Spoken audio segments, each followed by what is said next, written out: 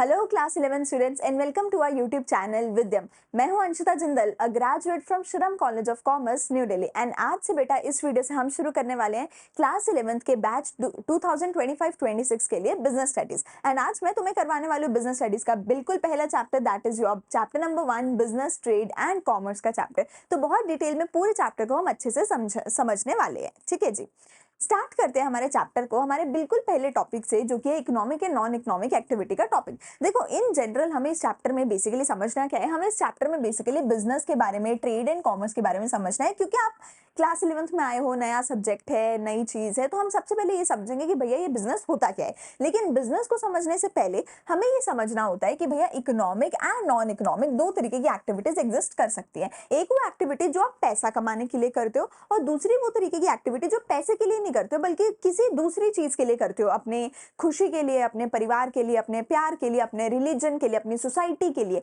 किसी दूसरे पर्पज से अगर कर रहे हो तो वो नॉन इकोनॉमिक एक्टिविटी है। एंड अगर अपना घर चलाने के लिए, पैसा कमाने के लिए कर रहे हो तो वो इकोनॉमिक एक्टिविटी है। ठीक है, सो कोई भी इंडिविजुअल बहुत सारी एक्टिविटीज करता है, एक इकोनॉमिक होती है, एक नॉन इकोनॉमिक होती है। इकोनॉमिक एक्टिविटी वो होती है जो सिर्फ और सिर्फ इस ऑब्जेक्टिव से करी जाए कि हम एक लाइवलीहुड अर्न कर सके, हम पैसा अर्न कर सके, तो वो इकोनॉमिक एक्टिविटी होती है। आप किसी फैक्ट्री में काम करो, आप किसी स्कूल में एज ए टीचर काम करो, आप कोई भी काम करो, अगर पैसा कमाने के लिए कर रहे हो तो इकोनॉमिक एक्टिविटी होती है। इकोनॉमिक एक्टिविटीज तीन तरीके की हो सकती है, या तो तुम बिजनेस कर सकते हो, या तुम प्रोफेशन में जा सकते हो, या फिर तुम एम्प्लॉयमेंट में जा सकते हो। इन तीनों का क्या मतलब है डिटेल में हम समझने वाले हैं। ठीक है, लेकिन उससे पहले मेरी नॉन इकोनॉमिक एक्टिविटी क्या होगी।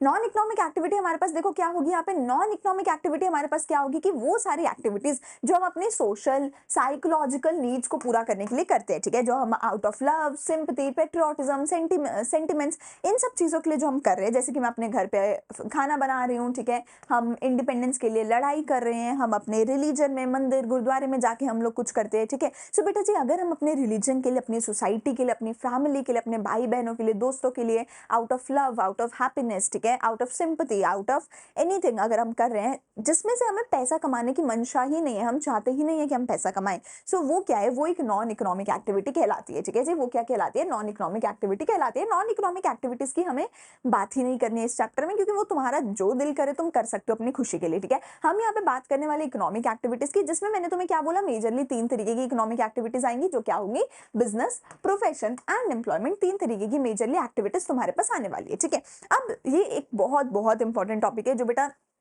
तुम्हारे यूनिट टेस्ट से लेकर तुम्हारे final exam, mid terms exam, final exam, हर जगह पूछा जाएगा। What is the difference between business, profession and employment. बहुत अच्छे से सारे पॉइंट्स को हम समझेंगे। ठीक है, सबसे पहले आता है मतलब, कि भैया क्या मतलब क्या है बिजनेस का, प्रोफेशन का, एम्प्लॉयमेंट का। तो क्या मतलब है, देखो, business is an economic activity conducted to earn a profit. ठीक है, या फिर बिजनेस की यहाँ पर भी हम डेफिनेशन देखते हैं, economic activity which is concerned with purchase और production and sale of goods or provision of services with a view to earn income in the form of profit by satisfying the needs of the people। बहुत लंबी definition है, याद करनी पड़ेगी, but एक एक word समझ के हम याद करेंगे।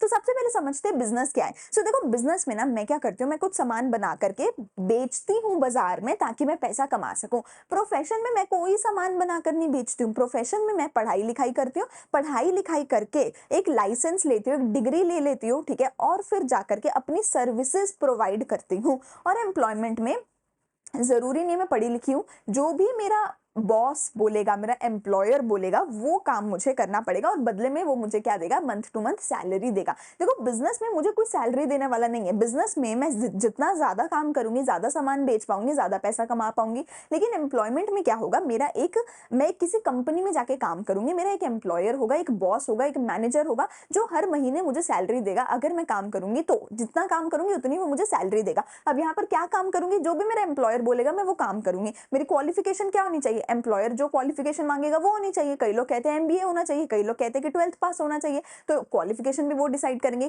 कितनी सैलरी मिलेगी वो डिसाइड करेंगे, मेरे क्या रूल्स एंड रेगुलेशंस होंगे वो मेरा एम्प्लॉयर डिसाइड करेगा। प्रोफेशन में मैं क्या करूंगी, फॉर एग्जाम्पल अगर मुझे सीए बनना है, सीए इज अ प्रोफेशन, तो सीए बनने के लिए मुझे सीए की पढ़ाई करनी होगी, लाइसेंस लेना होगा, ठीक है, कि मैं सीए की प्रैक्टिस कर सकूं और फिर अपनी सीए की सर्विसेज दूंगी। डॉक्टर बनने के लिए एमबीबीएस करना होगा, ठीक है, सिमिलरली लॉयर बनना है तो पहले मुझे पढ़ाई करनी होगी, लाइसेंस लेना होगा, फिर मैं अपनी सर्विसेज दे पाऊंगी, ठीक है। तो यहाँ पे सामान बनाकर बेचा जाता है, प्रॉफिट कमाया जाता है। यहाँ पे पढ़ाई लिखाई करके लाइसेंस लेके अपनी सर्विसेज दी जाती हैं, और यहाँ पे मैं किसी के अंडर जाके नौकरी करती हूँ, बदले में सैलरी कमाती हूँ, ठीक है।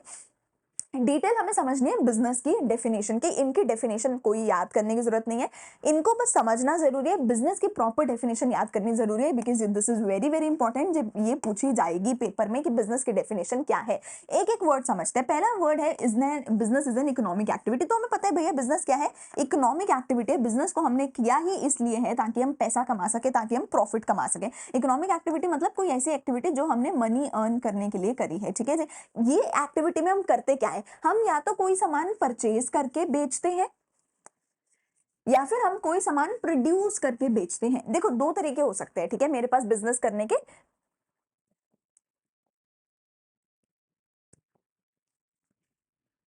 तो यहाँ पर हम डिटेल में देखते हैं। बिजनेस सबसे पहले मैंने बोला है कि इकोनॉमिक एक्टिविटी, यानी कि मैं बिजनेस क्यों कर रही हूँ, मैं पैसा कमाने के लिए कर रही हूँ। मैं कर क्या रही हूँ बिजनेस में, मैं या तो कोई चीज परचेज करती हूँ,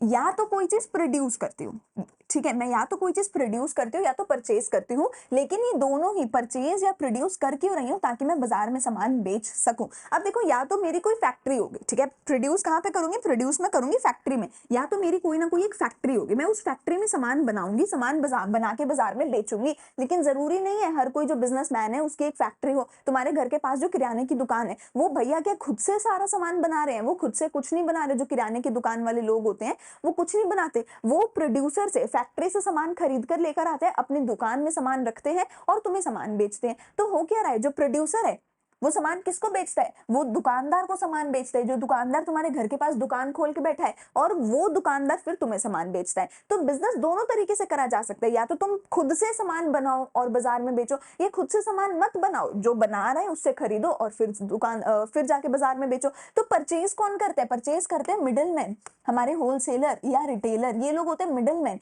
ये प्रोड्यूसर से सामान खरीद कर बेचते हैं। या तो तुम प्रोड्यूसर बन जाओ, खुद ही सामान बनाओ अपनी फैक्ट्री में और फिर कस्टमर को बेचो, या तुम मिडिल मैन बन जाओ, इनसे सामान खरीदो और फिर बाजार में बेचो। लेकिन बेचना जरूरी है। अगर तुमने सामान बना के या सामान खरीद के अपने ही घर में रख लिया, सामान बेचा नहीं, तो मैं उसको बिजनेस नहीं बोलूंगी। मैंने क्या बोला, अगर सामान बना के या खरीद के अपने घर में रख लो, अपने खुद ही घर पे सामान को खा पी जाओ, घर पे कपड़े डाल लिए, जूते डाल लिए, घर पे खाना खा लिया, अगर खुद के घर के लिए वो चीज खरीदी थी तो वो बिजनेस नहीं है। मैं जब तक उस सामान को बाजार में जाके बेचूंगी नहीं, तब तक वो मेरा बिजनेस नहीं बन सकता। जब तक मैं सामान को बाजार में बेचूंगी नहीं, तब तक बिजनेस नहीं हो सकता। अरे सामान में आता क्या है मैम, सामान में बेटा दो तरीके की चीजें आती हैं, एक आती है गुड्स, दूसरी आती है services. What do I mean when I से सामान बनाना है, बेचना है, सामान खरीदना है, बेचना है। सामान से मेरा क्या मतलब है, या तो गुड्स या तो सर्विसेज। गुड्स क्या होती है बेटा, गुड्स होती है टैंजिबल।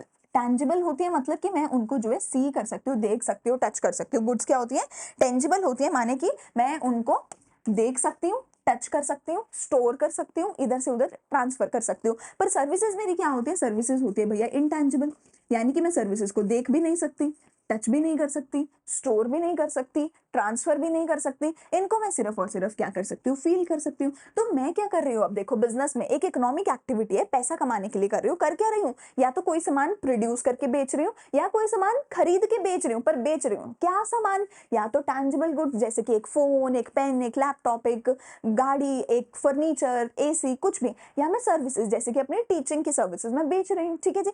एक और पॉइंट यहाँ पर आता है, एक और पॉइंट, अगला point very very important point मुझे यहाँ पर क्या बोलते हैं कि तुम्हें ना ये काम रेगुलर बेसिस पर करना पड़ेगा, ये काम तुम्हें रेगुलरली करना पड़ेगा। देखो मान लो मेरे घर का एसी पुराना हो गया, या लेट्स से मैं कहती हूँ मेरी गाड़ी पुरानी हो गई, या मैं कहती हूँ मेरा लैपटॉप में ना फोन पुराना हो गया, अब मुझे नया फोन चाहिए, तो मैं क्या करूंगी, पुराने फोन को जाके बाजार में बेच दूंगी। क्या वो गुड्स है, हाँ। क्या मैं बेच रही हूँ, हाँ।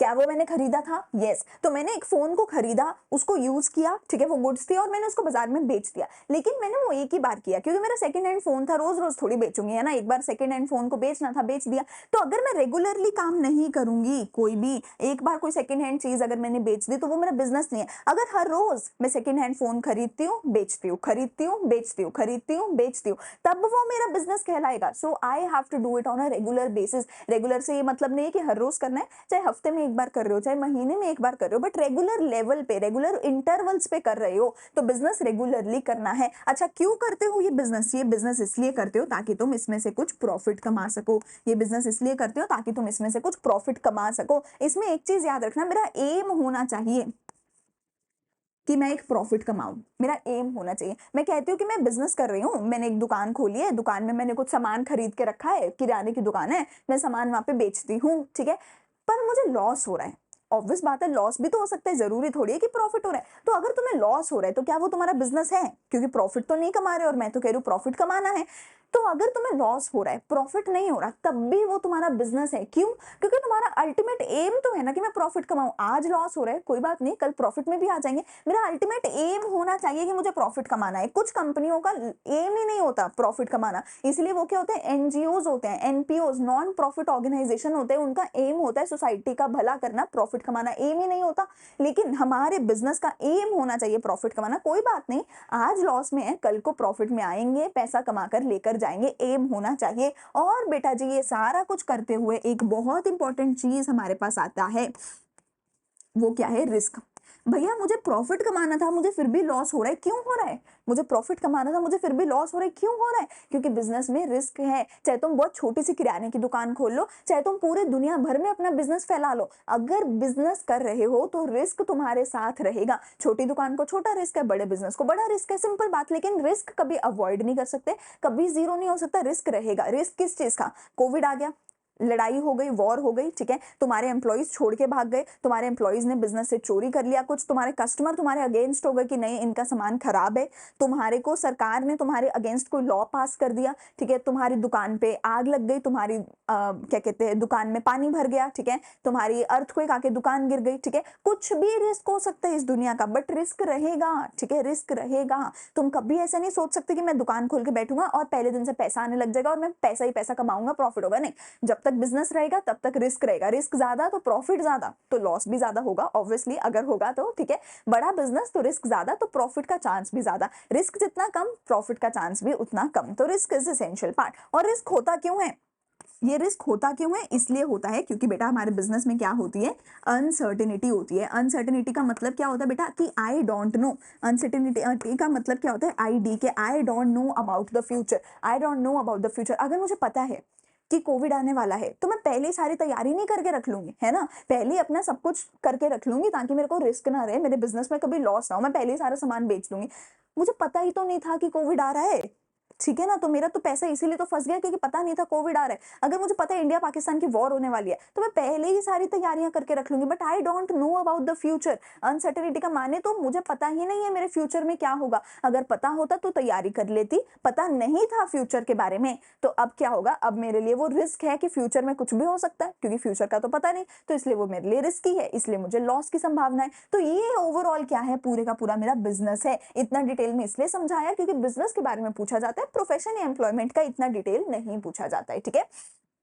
तो सम अप करते हैं, बिजनेस क्या है, एक इकोनॉमिक एक्टिविटी है जिसमें या तो कुछ खरीद के बेचते हो या तो कुछ प्रोड्यूस करके बेचते हो। प्रोड्यूस कौन करते हैं? प्रोड्यूसर अपनी फैक्ट्री में। परचेज कौन करते हैं? मिडलमैन, होलसेलर, रिटेलर, किराने की दुकान वाले, ठीक है, वो परचेज करके आगे बेचते हैं। क्या बेचते हो? या तो टैंजिबल गुड्स या तो इंटैंजिबल सर्विसेज को बेचते हो। क्यों बेचते हो? ताकि तुम प्रॉफिट कमा सको। ये सब कुछ तुम करते हो एकदम रेगुलर बेसिस पे, लगातार करना है, एक बार किया तो नहीं माना जाएगा। इस सब के बीच में तुम्हें बहुत ज्यादा रिस्क होता है क्योंकि तुम्हें पता ही नहीं है कि फ्यूचर में क्या होने वाला है। ये पूरे का पूरा मेरा क्या है जी, बिजनेस है। आई होप तुम्हें सारी चीज समझ आई होगी, ठीक है।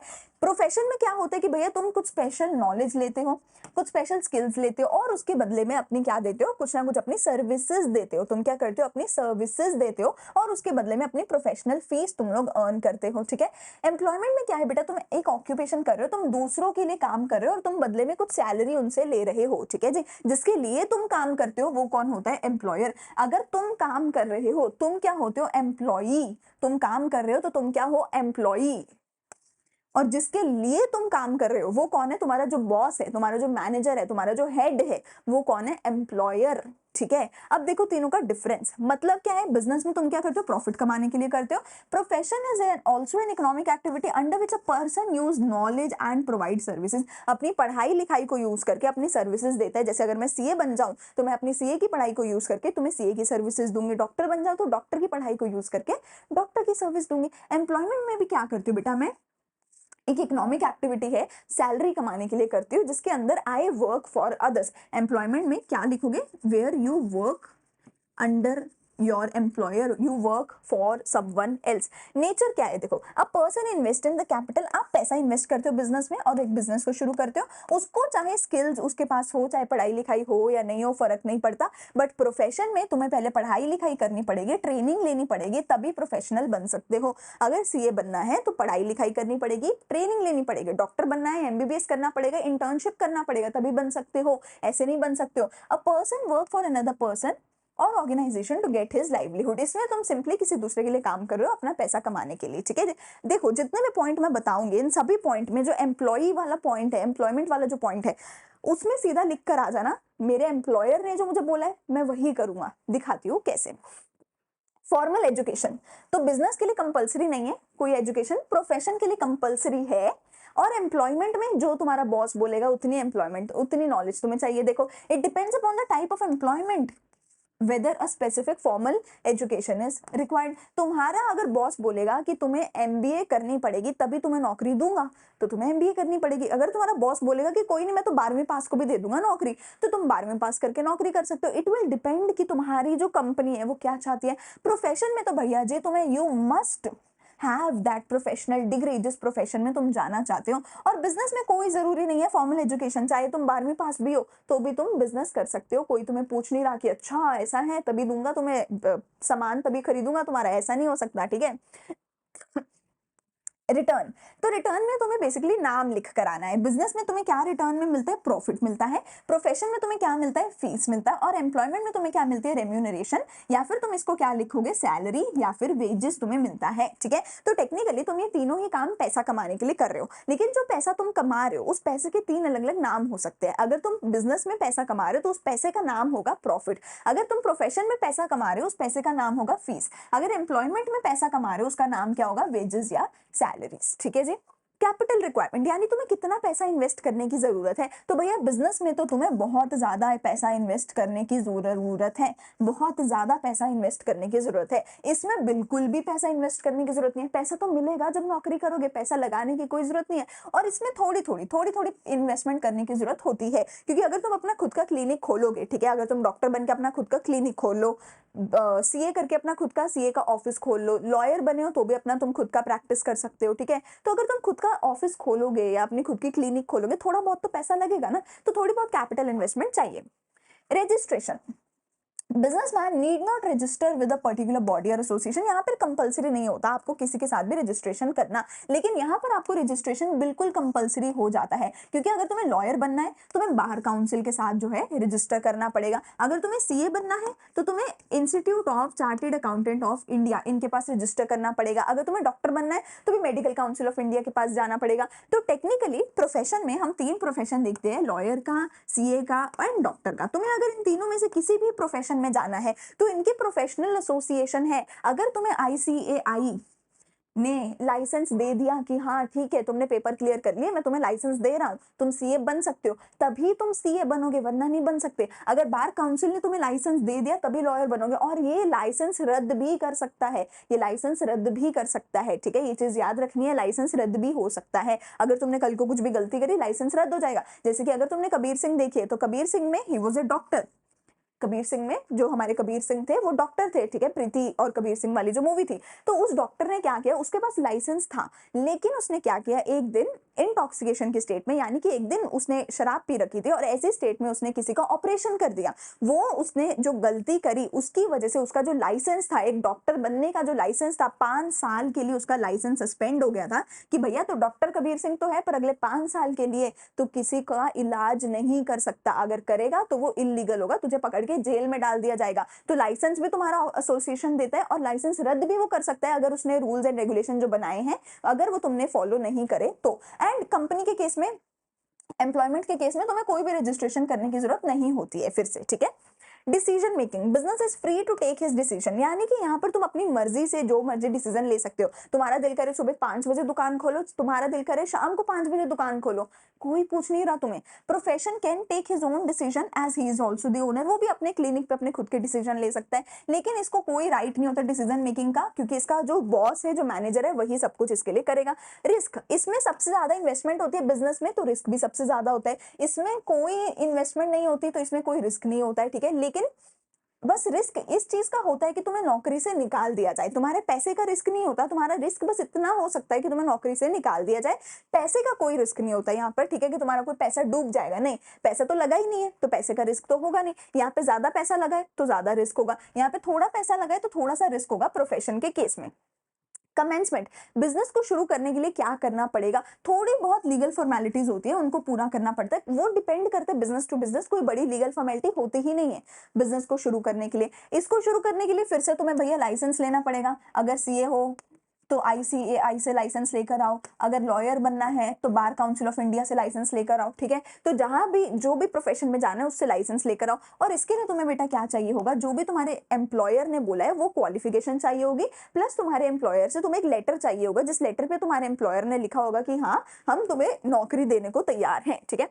ट्रांसफर ऑफ ओनरशिप, क्या मैं अपना बिजनेस अपने भाई को ट्रांसफर कर सकती हूँ? हाँ, मैं कर सकती हूँ, ठीक है, इट कैन बी ट्रांसफर। क्या मैं अपनी डिग्री मेरे भाई को ट्रांसफर कर सकती हूँ? नहीं कर सकती। क्या मैं अपनी नौकरी अपने भाई को ट्रांसफर कर सकती हूँ? नहीं कर सकती।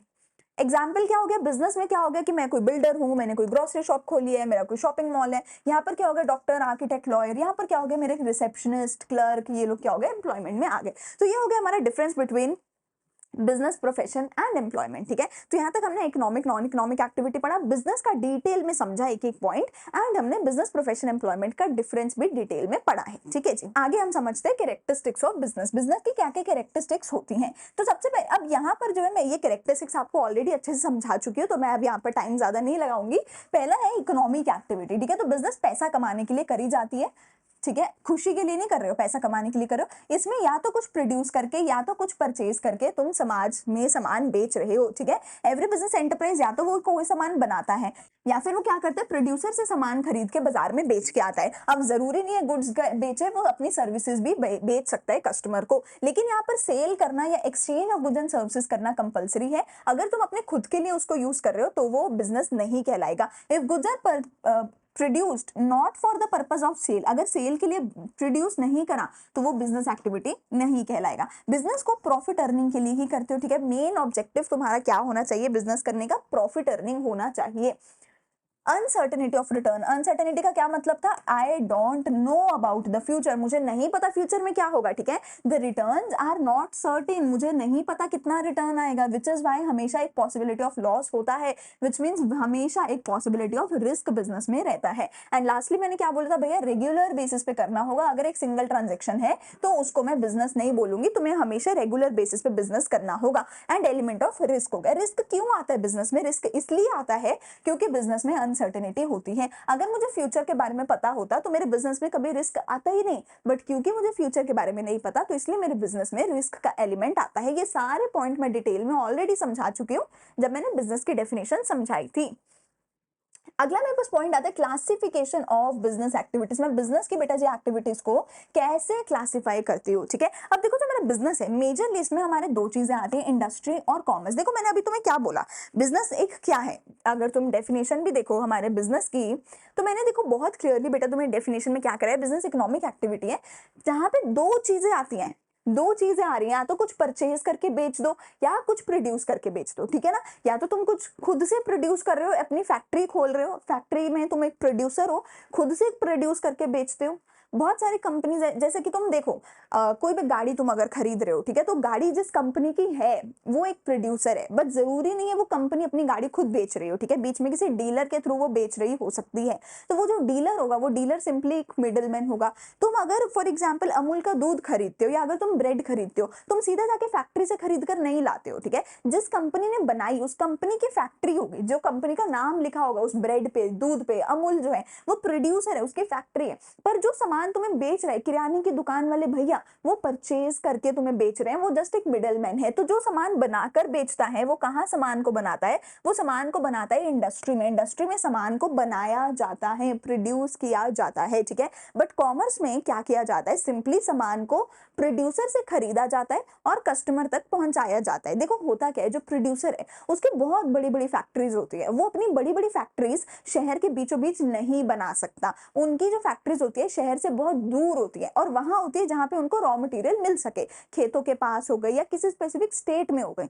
अब वहां तक कस्टमर तो नहीं जा सकता सामान लेने के लिए, तो इसलिए हम क्या करते हैं, प्रोड्यूसर अपना सामान किसी और को बेचता है, मिडलमैन को, और वो मिडलमैन प्रोड्यूसर से जाके सामान खरीद के लाता है और शहर के बीच में बैठे कस्टमर को सामान बेचता है। ये काम करते हैं कॉमर्स में, और इंडस्ट्री में सिर्फ सामान बनाया जाता है। आई होप तुम्हें दोनों का फर्क समझ आया होगा। यहाँ पर सामान को प्रोड्यूस किया जाता है और यहाँ पर सामान को फाइनल कस्टमर को जो है सेल किया जाता है, परचेज करके, यहाँ पर सामान को परचेज करके फाइनल कस्टमर तक पहुंचाया जाता है, ठीक है।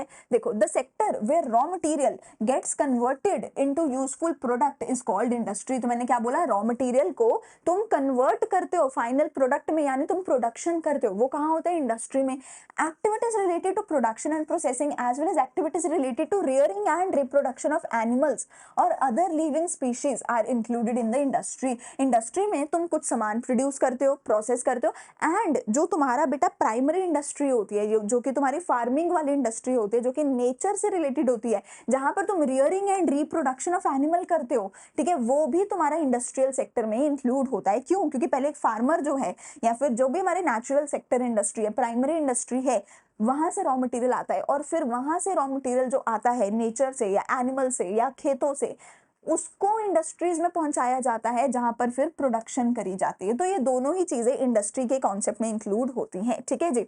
देखो, हमारे जो इंडस्ट्री है वो कंज्यूमर गुड्स भी बना सकती है, कैपिटल गुड्स भी बना सकती है, हर तरीके का सामान टेक्निकली इंडस्ट्रीज में बनता है। अब इंडस्ट्रीज देखो मेरी मेजरली 3 तरीके की होती हैं। जो मेरी प्राइमरी इंडस्ट्री होती है, जैसे मैंने बोला, ये फार्मिंग से रिलेटेड होती है। यहाँ पे या तो तुम एक्सट्रैक्ट करते हो कोई सामान, या तो तुम क्या करते हो, तुम्हारे लैंड से तुम कुछ सामान एक्सट्रैक्ट कर रहे हो। सामान जैसे कि तुम कोई भी फूड वाली कोई भी चीज है जो तुमने खेती बाड़ी से तुमने एक्सट्रैक्ट करी है लैंड से। जेनेटिक इंडस्ट्री में तुम क्या करते हो, एनिमल्स के ऊपर वर्क करते हो। एक्सट्रैक्टिव में लैंड से कुछ एक्सट्रैक्ट करवा रहे हो, लैंड से कोई चीज तुम ले रहे हो, कोई खाने पीने की चीज बना के, ठीक है, उगा के, ठीक है। जेनेटिक इंडस्ट्री में तुम क्या करते हो, तुम्हारे जो एनिमल्स हैं उनके ऊपर काम करते हो, एनिमल्स का रिप्रोडक्शन करवाते हो, एनिमल्स को इंटरब्रीड कराते हो, दो अलग अलग एनिमल्स को एक दूसरे के साथ ब्रीड कराते हो ताकि हम उनसे कुछ ना कुछ प्रोडक्ट जो है निकाल सके, ठीक है। तो दोनों ही चीजें प्राइमरी इंडस्ट्री में आती है, क्योंकि land as well as the animals दोनों नेचुरल चीज है। तो नेचुरल चीजों पे जितना भी हम काम करते हैं, नेचर से रिलेटेड जितना भी कुछ प्रोडक्शन होता है वो प्राइमरी इंडस्ट्री में होता है। ये लोग जब सामान कुछ ना कुछ प्रोड्यूस करते हैं, उसको ये लोग भेजते हैं सेकेंडरी इंडस्ट्री के पास। जो भी ये लोग सामान बनाते हैं वो यहाँ पहुंचता है, वो यहाँ पर as a raw material use होता है। इन लोगों का तो वो फाइनल प्रोडक्ट है, उन्होंने इसको भेजा यहाँ पे रॉ मटेरियल की फॉर्म में। यहाँ पे 2 तरीके की इंडस्ट्रीज होती है, जो कुछ मैन्युफैक्चर कर रही है या जो कोई भी सड़क, डैम, कोई भी बिल्डिंग बना रही है, कंस्ट्रक्शन कर रही है। फिर आती है tertiary industry. Tertiary industry in दोनों की सहायता करती है। टर्शरी इंडस्ट्री प्राइमरी और सेकेंडरी की सहायता करती है। कैसे? यहाँ से यहाँ तक सामान पहुंचाने के लिए transportation, warehousing, insurance, banking, communication, advertising, ये सारी सर्विसेज देती है। इन सब के बारे में डिटेल में पढ़ते हैं, ठीक है। प्राइमरी इंडस्ट्री में देखो क्या आ रहा है, इसको एक्सट्रैक्टिव इंडस्ट्री भी बोलते हैं। इसमें वो सारी चीजें आती हैं जो डायरेक्टली नेचुरल रिसोर्सेज के साथ रिलेटेड होती है, जैसे कि वाटर, एयर, लैंड, एटसेट्रा, ठीक है। अब इसमें एक्सट्रैक्टिव इंडस्ट्री क्या आएगी, raw material that are mostly produced products of the soil, ठीक है। तो जो भी सॉइल से, लैंड से जो भी चीजें तुम निकाल पाती हो बेटा, वो एक्सट्रैक्टिव इंडस्ट्री में आते हैं। लेकिन जेनेटिक इंडस्ट्री में क्या आते हैं, rearing and breeding of the living organism, जैसे कि बर्ड्स, प्लांट्स, एनिमल्स की रियरिंग और ब्रीडिंग तुम यहाँ पे करते हो, ठीक है। Rearing of cattle for the milk, ठीक है, मिल्क निकालना गाँव से हमारे, ठीक है। डेयरी फार्म्स होते हैं, पोल्ट्री फार्म्स हो गए, ठीक है, हमारी जितनी भी मुर्गियां हैं उनसे हम लोग एग निकालते हैं, ठीक है। तो वो सारी चीजें हमारे पास जेनेटिक इंडस्ट्री में आती हैं। Growing fish in the pond, fishing industry हो गई हमारी, ठीक है। बीज की इंडस्ट्री हो गई, बीज का बहुत ज्यादा जो है इंडस्ट्री अच्छा चलता है, ठीक है, ताकि हम उनसे हनी ले सकें। तो ये सारी जो है, जब भी हम एनिमल का यूज करके कुछ निकाल रहे हैं तो जेनेटिक इंडस्ट्री है, जब भी सॉइल का, लैंड का यूज करके कुछ निकाल रहे हैं तो वो एक्सट्रैक्टिव इंडस्ट्री है।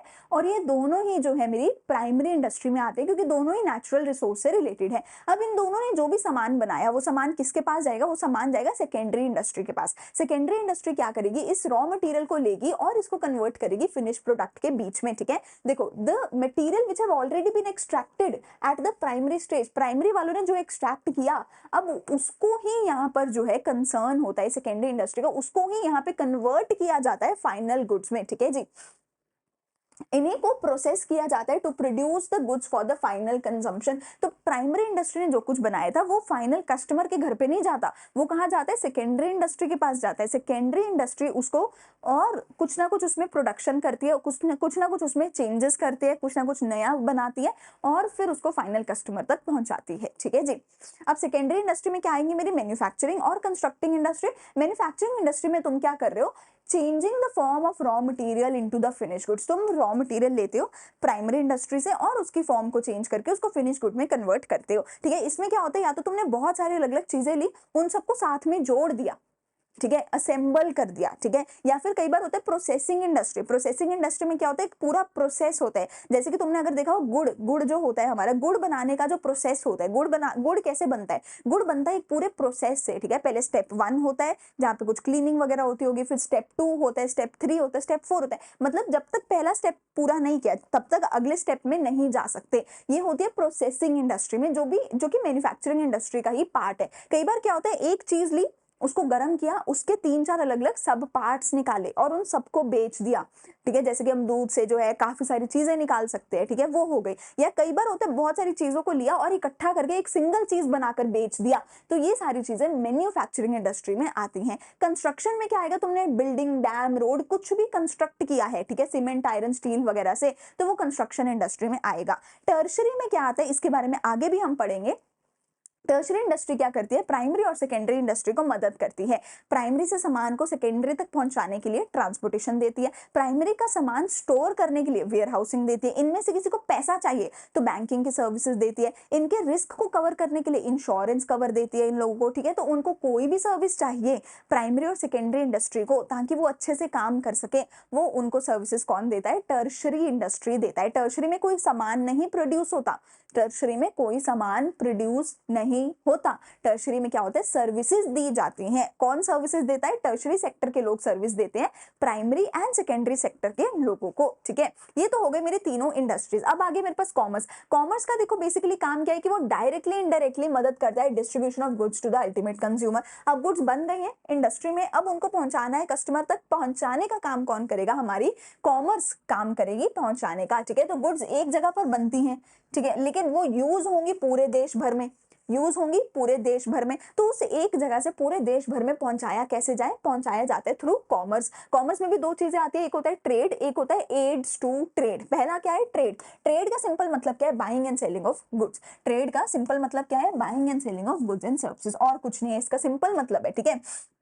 ट्रेड का मतलब क्या है, buying and selling of goods and services. तो मैंने जितने भी तुम्हें मिडिल मैन बताए बेटा जी, होलसेलर, रिटेलर, ये सारे जो मिडिल मैन है ये ट्रेड में आते हैं, ठीक है। ये जो सारे मिडिल मैन है ये ट्रेड के अंदर आते हैं, क्योंकि वो पहले खरीदते हैं सामान और फिर आगे फाइनल कस्टमर को बेचते हैं। इनका काम ही यही है कि जाके फैक्ट्री से सामान उठाकर लाते हैं, क्योंकि फैक्ट्री बहुत दूर है, आउट ऑफ द सिटी है, आउट ऑफ द स्टेट है, वहां से सामान लेकर आते हैं, अपने छोटी छोटी दुकानों में सामान भर के रखते हैं, कस्टमर के बिल्कुल घर के पास उसको सामान पहुंचा देते हैं। तो buying and selling of goods and services trade में आते हैं, सारे मिडलमैन ट्रेड में आते हैं। अब ट्रेड या तो इंटरनल हो सकता है, यानी तुम्हारे देश के अंदर अंदर सामान देश के अंदर बना, सामान देश के अंदर बिका, तो वो इंटरनल ट्रेड है। सामान देश के अंदर बना और बाहर बिका, या सामान देश के बाहर बना और देश के अंदर आया, तो वो इंटरनल ट्रेड नहीं होगा। इंटरनल में क्या होगा, सिर्फ कि buying and selling of goods with in the geographical boundary, मेरे ही देश में सामान बनाया गया, मेरे ही देश में सामान बेचा गया, मेरे ही देश की करेंसी का यूज करा गया, तो वो इंटरनल ट्रेड हो सकता है। इसमें तुम लोकल ट्रेड कर सकते हो, अपने स्टेट के अंदर कर सकते हो,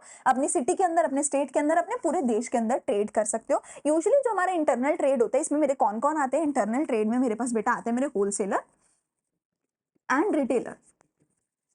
तो होता क्या है ना, जो प्रोड्यूसर है, प्रोड्यूसर अपना सामान बेचता है होलसेलर को, होलसेलर हजारों की क्वांटिटी में प्रोड्यूसर से सामान खरीद के लाता है, होलसेलर क्या करता है, सारे छोटे छोटे दुकानदारों को जाके सामान बेच देता है, और रिटेलर्स क्या होते हैं, छोटे छोटे दुकानदार होते हैं जो फाइनल कस्टमर के घर के पास दुकान खोलते हैं और उनको सामान बेचते हैं। तो यूजुअली ये ऐसा एक चेन रिएक्शन होता है, हमारा चेन चलता है पूरा इंटरनल ट्रेड के अंदर। एक्सटर्नल ट्रेड में हमारे पास क्या होगा, या तो इंपोर्ट करा, मैंने बाहर से सामान मंगाया, या मैंने अंदर बना के सामान बाहर भेजा, इंपोर्ट एक्सपोर्ट। एक और क्या होता है, एंटरपोर्ट। एंटरपोर्ट में क्या होता है, जब एक देश से सामान आया और मैंने दूसरे देश में भेज दिया, जैसे कि मैं कह सकती हूँ यूएसए से सामान आया, यूएसए से इंडिया में आया, पर इंडिया में यूज नहीं हुआ, इंडिया के पोर्ट पे आया और इंडिया ने उस सामान को जापान को बेच दिया। तो यूएसए का सामान जापान को बिका, पर इंडिया के थ्रू बिका, तो India was a middleman between USA and Japan. तो ये क्या होता है, एंटरपोर्ट ट्रेड कहलाता है। तो अगर मेरे ही देश के अंदर हुआ, ट्रेड का मतलब क्या है, buying and selling of goods and services.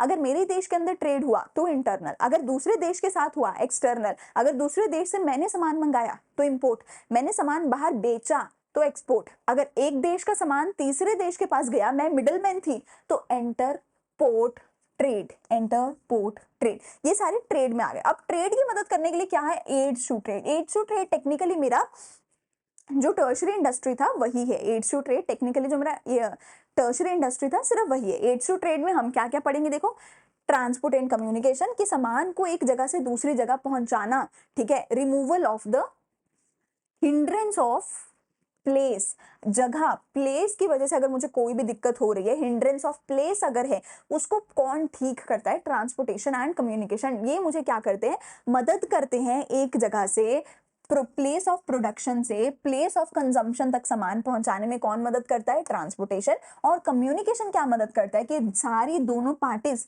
एक दूसरे के साथ दूर बैठकर भी बातचीत कर सके। तो हिंड्रेंस ऑफ प्लेस को रिमूव करने में मदद करता है मेरा transport and communication. Banking and finance क्या करता है भैया, जब भी किसी को लोन की जरूरत है, पैसे की जरूरत है, तो ये उनको लोन देते हैं, ठीक है। एंड हर एक दुकानदार को टाइम टू टाइम लोन चाहिए होता है, तो ये क्या करते हैं, removal of hindrance caused due to finance, ठीक है। ऊपर क्या था, हिंड्रेंस ऑफ प्लेस को रिमूव करता है transport and communication. Banking and finance के हिंड्रेंस को कौन रिमूव करता है, फाइनेंस, ठीक है। बैंकिंग एंड फाइनेंस को फाइनेंस का हिंड्रेंस से रिमूव करते हैं। इंश्योरेंस, तुम्हें अगर डर है कि आग लग सकती है, चोरी हो सकती है, तो तुम क्या करो, अपने रिस्क को कवर करवा लो, हिंड्रेंस ऑफ रिस्क को कवर करवा लो, किससे, इंश्योरेंस कंपनी से। वेयर हाउसिंग में तुम क्या करते हो भैया जी, वेयर हाउसिंग में क्या होता है, सामान बना आज लेकिन बिकेगा पूरे साल में थोड़ा थोड़ा करके, ठीक है। तो तुम्हें सामान को कहीं पे स्टोर करके रखना पड़ेगा, तो हिंड्रेंस ऑफ टाइम तुम्हारा कौन रिमूव करता है, वो होते हैं वेयर हाउसेस। के सामान बन तो एक बार गया, पर अभी बिकने में टाइम है, तो जब तक सामान बिकता नहीं है तब तक उसको स्टोर करके रखना पड़ेगा। स्टोर कहाँ करोगे, वेयर हाउस में। तो removal of hindrance of time, ये जो हिंड्रेंस की मैं बात करूँ ना, ऐसे हवा में नहीं करूँ, ये इंपॉर्टेंट है, क्वेश्चन यही आएगा, which of the following removes the hindrance of time. Hindrance of time कौन रिमूव करता है, warehouse. Hindrance of place कौन रिमूव करता है, ट्रांसपोर्ट एंड कम्युनिकेशन, ठीक है जी। रिस्क का प्रॉब्लम कौन रिमूव करता है, इंश्योरेंस, ठीक है। Hindrance caused due to information कौन रिमूव करता है, हमारा एडवर्टाइजिंग एंड पब्लिक रिलेशन। तो जब तक मैंने सामान अगर बना दिया लेकिन लोगों को बताया नहीं ऐड करके कि भैया मेरा ये सामान है, तब तक लोग खरीदेंगे नहीं। तो एडवर्टाइजिंग का भी जो है हमें सामान, एडवर्टाइजिंग की भी हमें जरूरत होती है। एडवर्टाइजिंग क्या करती है, रिमूव करती है hindrance cause due to information. And middleman भी हमारे यहाँ पर आ जाते हैं, ठीक है जी। They remove the hindrance of people. Middleman क्या करते हैं, अगेन हमारा जो है होलसेलर रिटेलर्स होते हैं जो प्रोड्यूसर से सामान खरीद के कस्टमर तक पहुंचाते हैं, ठीक है जी। ये सारे लोग हमारे इसमें आते हैं। तो यहाँ तक हमारे को हमें क्या समझ आता है, बिजनेस क्या है, बिजनेस प्रोफेशन एम्प्लॉयमेंट में डिफरेंस क्या है, ठीक है, और बिजनेस के कैरेक्टरिस्टिक्स क्या है वो हमने समझे। और उसके बाद हमने क्या समझा, बिजनेस में दो चीजें होती है, इंडस्ट्री एंड कॉमर्स। इंडस्ट्रीज मेरी कौन सी इंडस्ट्री थी, प्राइमरी, सेकेंडरी, टर्शरी इंडस्ट्री हो गई, ठीक है। और हमारी जो कॉमर्स था, कॉमर्स में 2 चीज़ें आ गई, trade and aids to trade. Trade में सिंपल हम खरीद-बेच का काम करते हैं, एड्स टू ट्रेड में हम उनको सर्विसेज़ देते हैं ताकि खरीद-बेच अच्छे से हो सके, which is just the same as a tertiary industry. Tertiary industry में भी सर्विसेज़ दी जाती हैं, एड्स टू ट्रेड में भी सर्विसेज़ दी जाती हैं। आई होप सारी चीज़ें तुम्हें यहाँ तक अच्छे से समझ आ गई होंगी।